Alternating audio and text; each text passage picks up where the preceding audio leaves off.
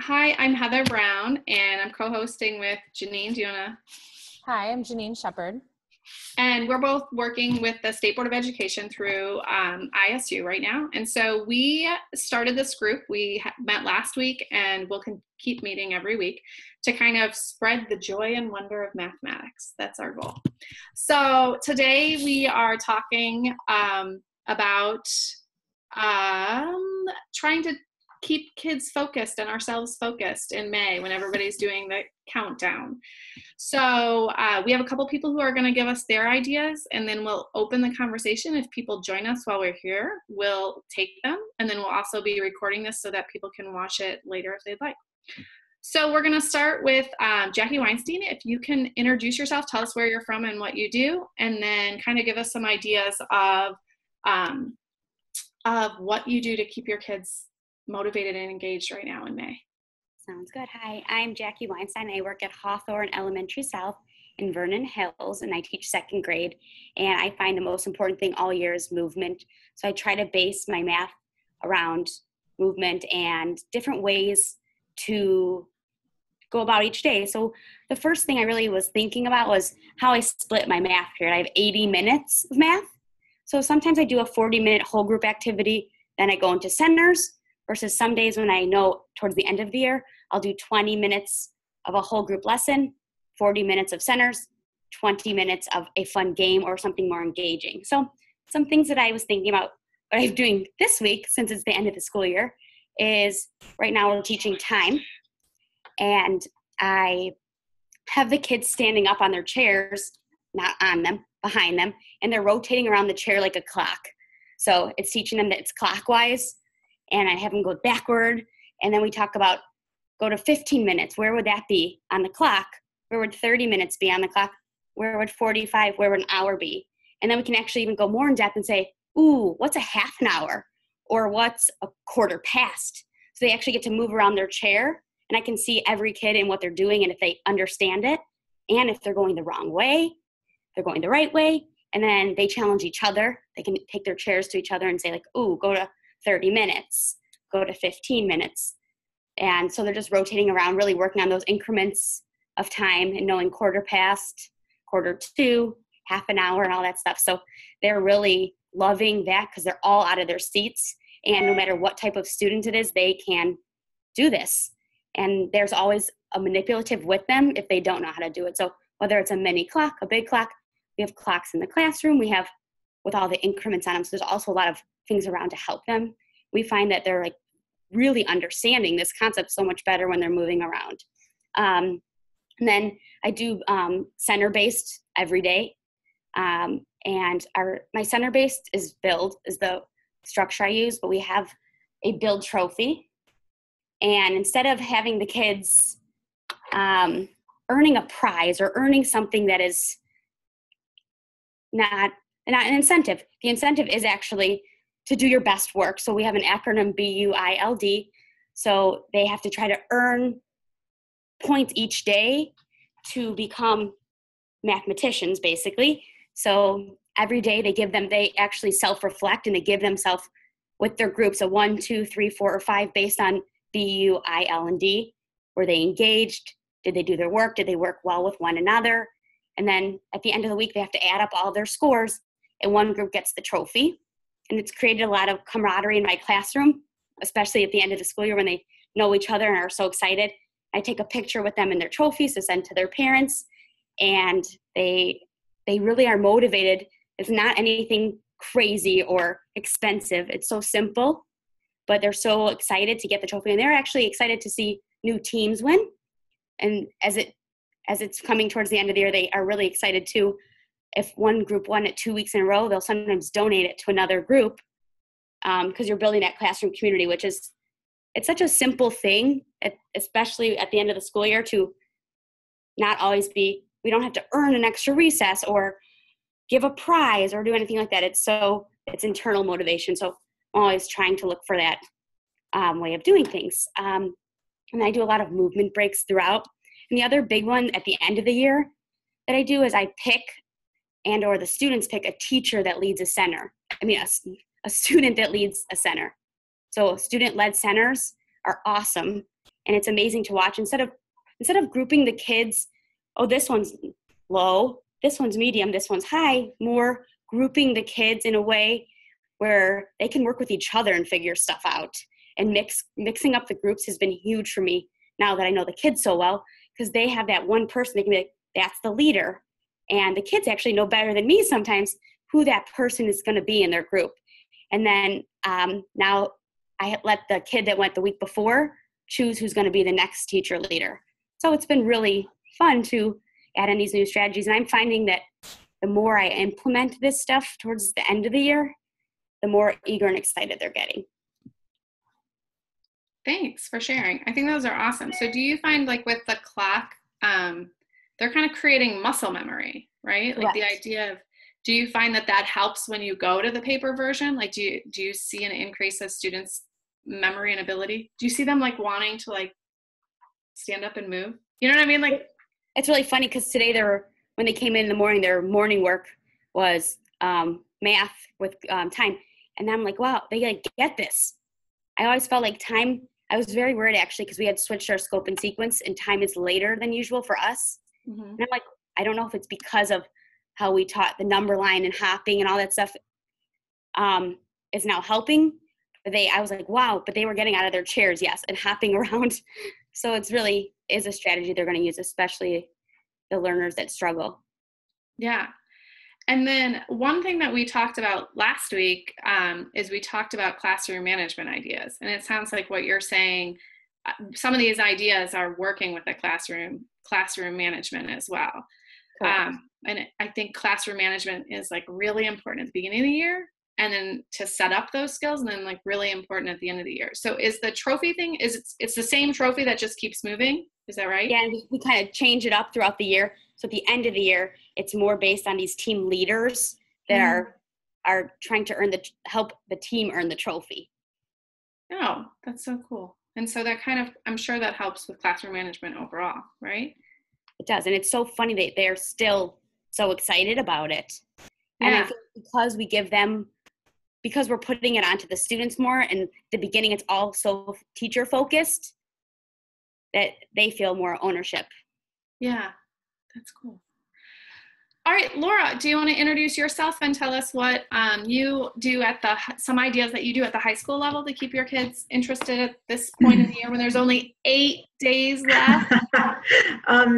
Well, I think my first tip is just to, make sure there's lousy weather all the way to the end of the school year, because that really helps. So until about a week ago, we were doing great.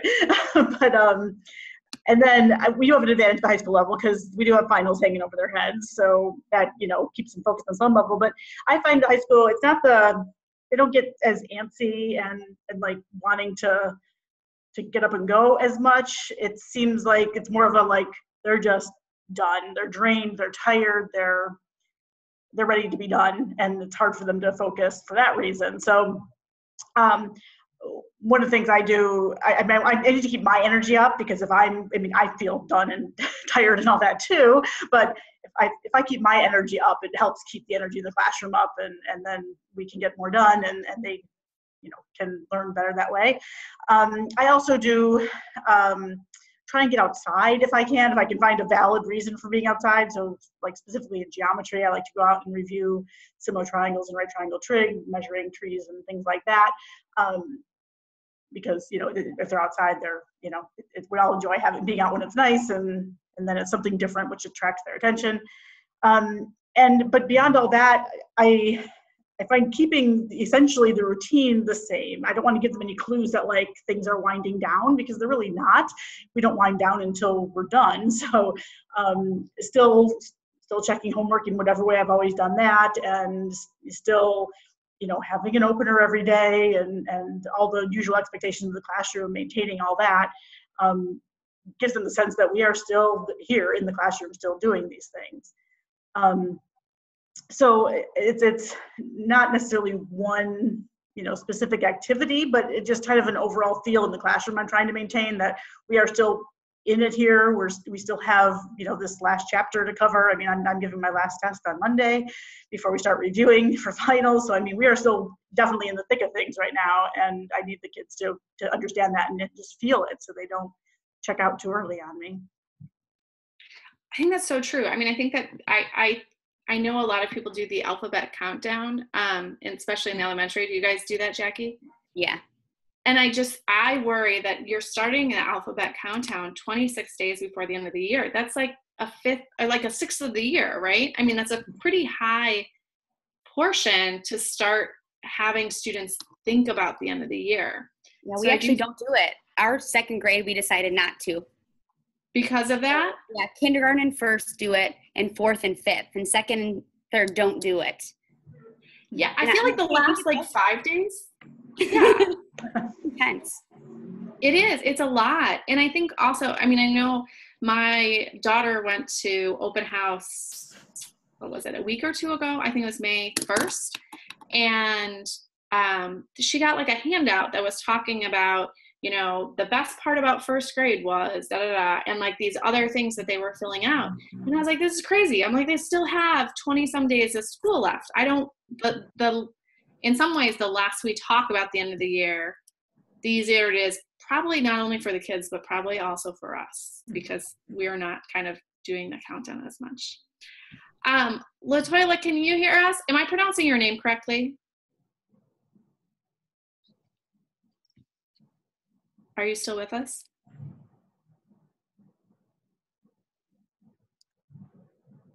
LaToya, did we lose you? No, I was trying to take my volume off mute. Okay. Am I pronouncing your name correctly or incorrectly? It's correctly. It's LaToya. Okay, good. Do you, can you tell us about yourself, since we have such a small group? Tell us about yourself and where you're teaching or working. Well, I work for Chicago Public Schools. I work in one of the networks where we support 35 schools, which 30 of those schools are elementary schools. So I actually work on a team where we actually support instruction in those schools. So I'm not in a building or in a classroom. And I feel like you guys have an interesting problem in the fact, or I don't know, problem or what is the right word, in the fact that all of the schools that surround Chicago get out significantly earlier than Chicago itself. Correct. We're in school until June 19th. We just added on one snow day. Oh man. Wow. Yes, we actually have to make up our snow day. So we're in session until June 19th. And so then what do you have ideas for when you're working with your teachers? Do you have ideas to help them stay motivated? One of the things that helps us this school year is that we take NWEA, and the testing window stays open until June 15th. And so the teachers and school is out, so that's a Friday when the window closes. And then school ends Tuesday. And so because we try to instill in students that they need as much instruction as possible, the teachers are trying to teach until the end. Testing is towards the end of the window. And so that kind of keeps them motivated for the students who we have worked with so hard for them to own their growth. So that's one of the major things that help us on the calendar. Another thing is that we push teachers to try to have a lot of engaging activities towards the end of the year. A lot of things that will keep children wanting to at least still come to school. For our graduating classes, 8th grade, graduation is at the end. And so a lot of our graduations are June 15th and June 18th. And so even though teachers have to stop grading to see if the students meet graduation requirements, the students don't know that. Right. Right. The students don't know that. And so they're constantly working towards their grades. So keeping a lot of engaging fun activities to the end of the school year. And testing and graduation is some things that we can dangle over their heads. Yeah. I think the testing is an interesting thing that a lot of schools are changing their calendars because of. So we see a lot of schools around where I live where they're pushing, where they first of all push the high schools push their calendars so that their semester tests are at the beginning or are before Christmas. And Yes. then I know for AP testing that helps as well, because now the teachers that teach the AP high school courses now have an extra week or two to teach it. And then Yes. after that, they now only have a few days after it, or at least not as many. But starting in September and trying to get to the AP, I'd be interested. So you work with high school teachers as well? Yes, well, there's one particular person on our team that works with them directly, but I kind of support high school indirectly. Yeah, I would imagine after the AP, I'd be interested in seeing what people do. I know there are a lot of projects you can do with high school kids to get them thinking about graduation, thinking about moving on. So one of the things that Chicago focus on is on track. And so there's a lot of attendance. So on track looks at credit, attendance, things like that. And so that attendance piece is really huge. A lot of the schools do a lot of attendance incentives for K through 12th grade. So those attendance incentives really keep them coming, which also helps keep them on track. The students understand what on track means, and they know that they must have a certain number of credits in order to be considered on track. And so that kind of helps them as well. You know, we try to push a lot of the ownership back on the students. Think that we're doing a really good job at our teachers putting the onus back on the kids and making them own their data instead of the teacher being the owner of it. I mean, data meaning academic data, attendance data, all of that. And so really having those conversations at the beginning of every school year with the parents and the students and making them own it. And so you can have those conversations with them, which kind of keeps them going towards the end of the year.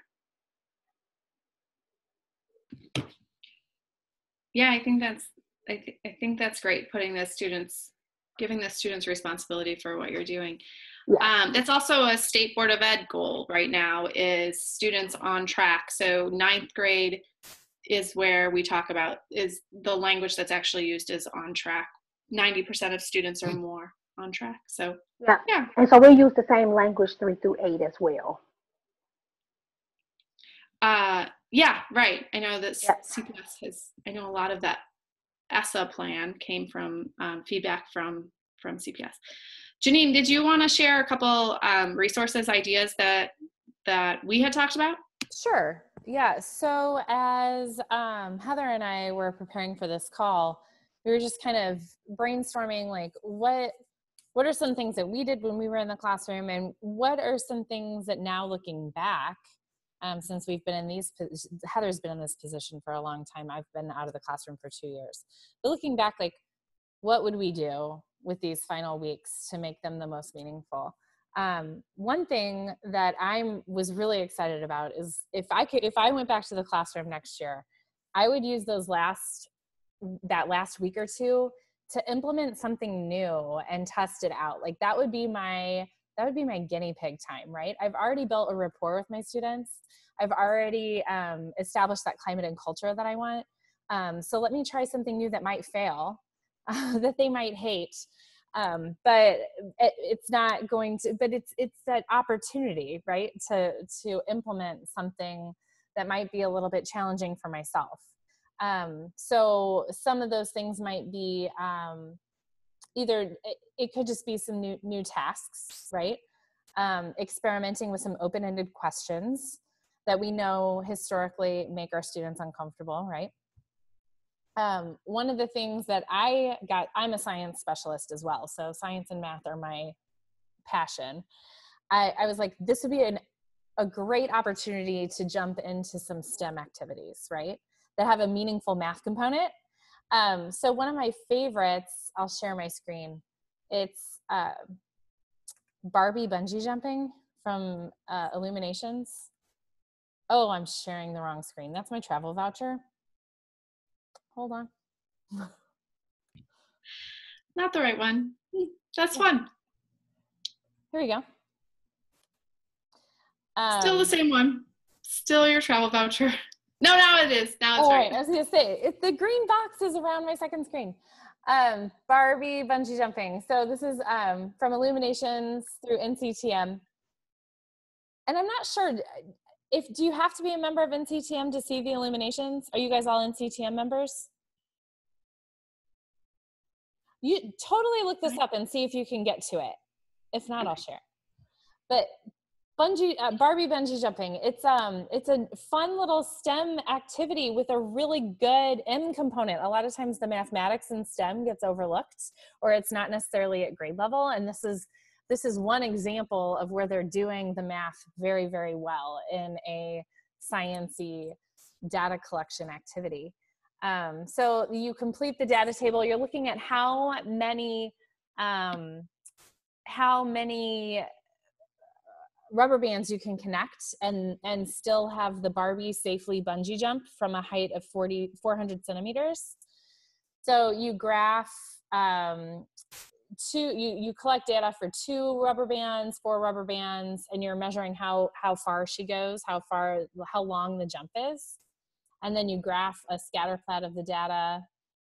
You determine the line of best fit, and then you're looking at slope. It's just a great activity to do that would still be very engaging. And I was thinking, like, this would be a great opportunity to do any of those data collection type activities that may or may not turn out. Like sometimes when we do these student collected data, we don't necessarily get the data that we want to prove what we're wanting to prove, right? It doesn't always turn out the way we want it to. But it's so hands-on and engaging that our students are still very active in the learning process, and an opportunity to fail without huge repercussions, right? Yeah.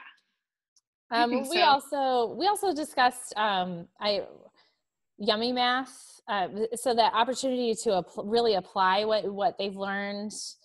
And then we talked about U Cubed and that week of inspirational math. Like, it's designed to be the first week of school, right? They want it to be really engaging the students to the joy of mathematics in the beginning of the year.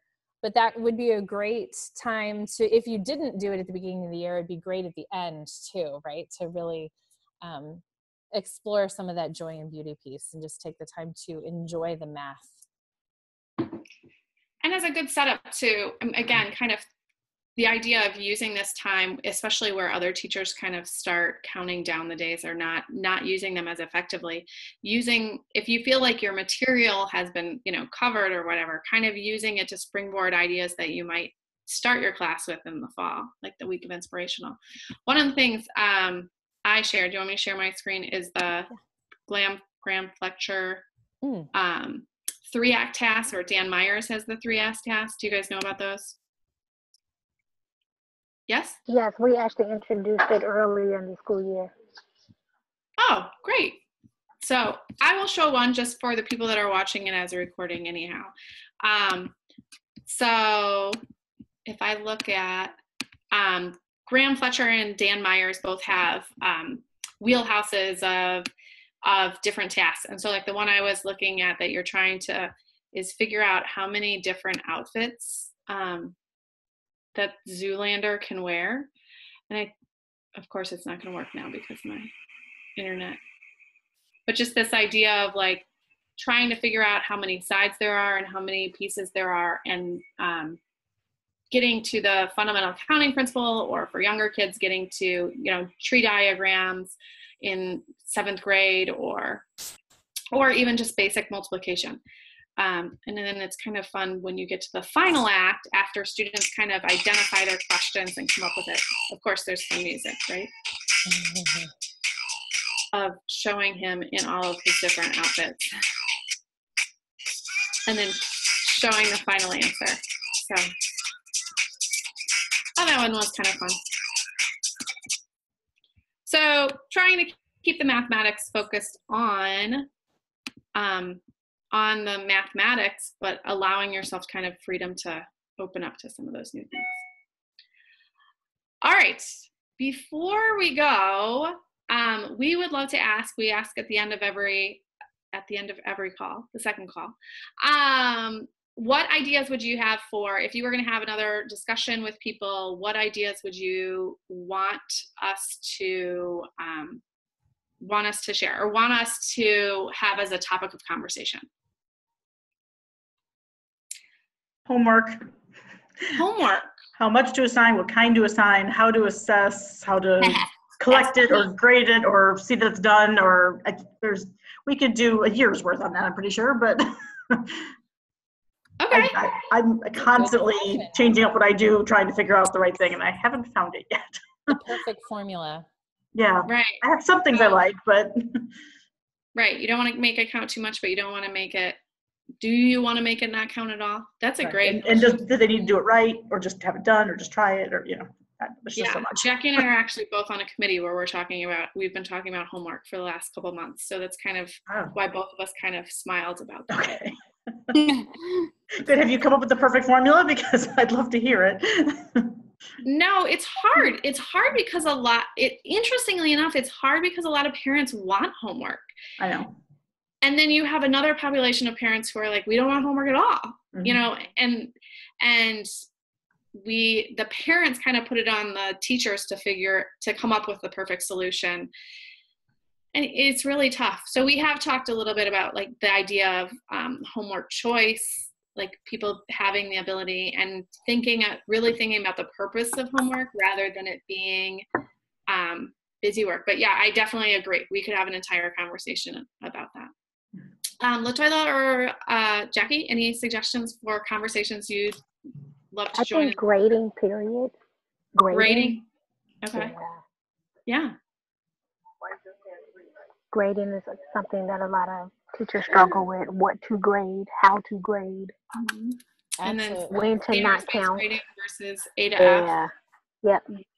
And my thought was more of like a formative assessments. How are we really engaging students and knowing what they need to now do and where we're going in for our centers, or how we're going to work from there. And if students are understanding what they're doing, we're finding that is a huge thing that we would like to really have if we had more formative assessments. Yeah. Do you want more resources work? Not more work. Not even that. More. We don't want more work on the teachers. How can we be formatively assessing without making all these fancy formative assessment charts and doing all this stuff? How are we really just cutting to what we want to do? Can I show you something? Can I get your guys' feedback since you're here? And this point of this thing is to have feedback. Yeah. Is what we're trying to do, what we're trying to have done is taking like park questions. And right now there's tons of released items from park, right? But how many people actually look at them? They're all in one long PDF. I don't even know if people know they're there. But we're trying to make them instead be more of a formative task that gives us information rather than, so this is an example, this is just a real quick example of a multiple select item that we deconstructed into being, 6 different yes or no questions. And for a student to explain why they think this is true or false, and being able to tell us, so that instead of me just being like, okay, yes, they got the answer right, by seeing their thinking, I can really decide if they understand what, in this case, ratio and proportional reasoning, how it works. So being as there are 3 of you on the call, you get to decide whether or not we keep moving forward with this project. Do you think this is a useful resource that somebody would want to use? Do you see this as being a formative task, something that you could use? Obviously, it's not at anybody's grade level necessarily, but that somebody could use, and or do you have feedback on it, or any comments at all? I do. I like it. I'm wondering the teachers, for them, instead of explaining your thinking, what about adding misconceptions for each component?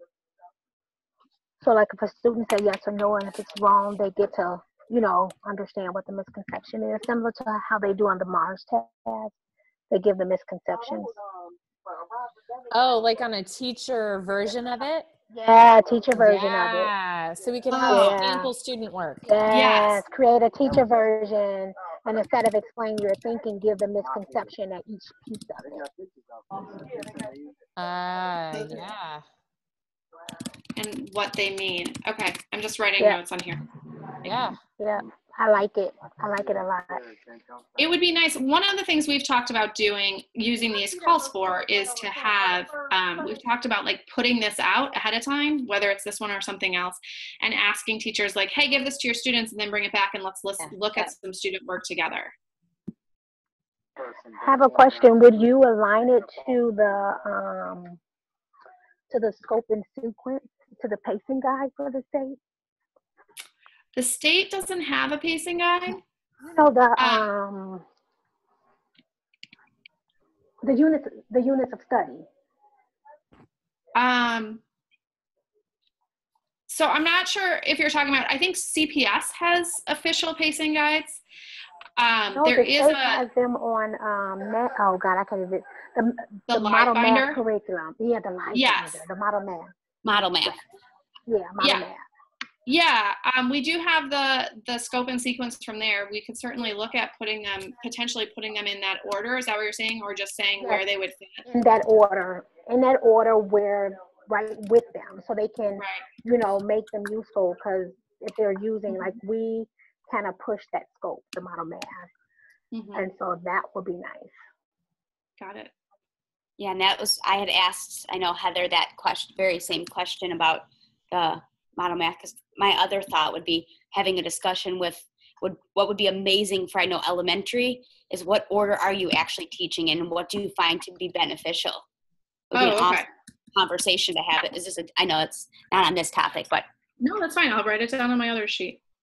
Just like it'd be nice to see what other people do. Because sometimes I think that when I do measurement at first, and then I'm doing addition and subtraction, and then place value in the middle of the unit, in the middle of the year.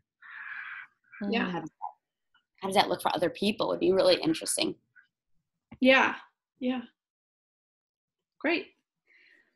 All right. Any other comments? Otherwise, we will wrap up today, and I'll thank you for coming. But any other comments before I say that?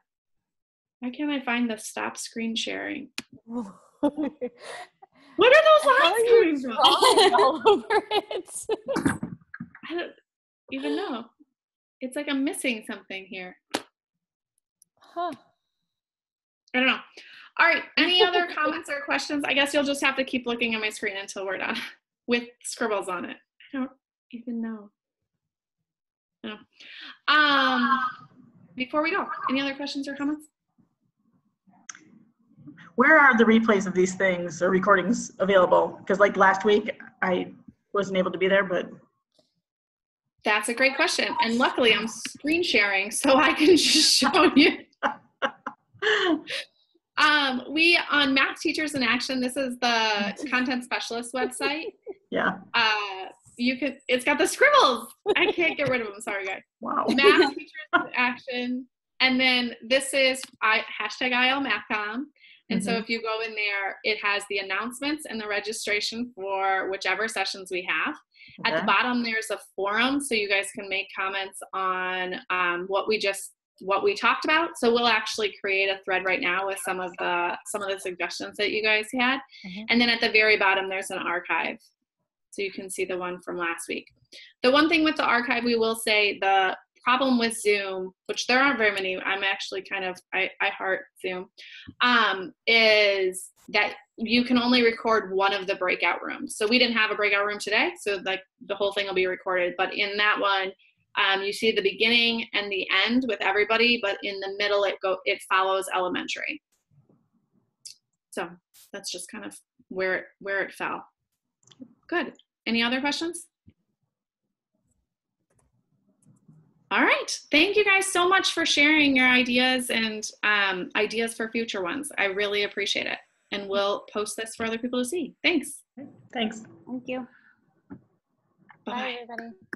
Bye.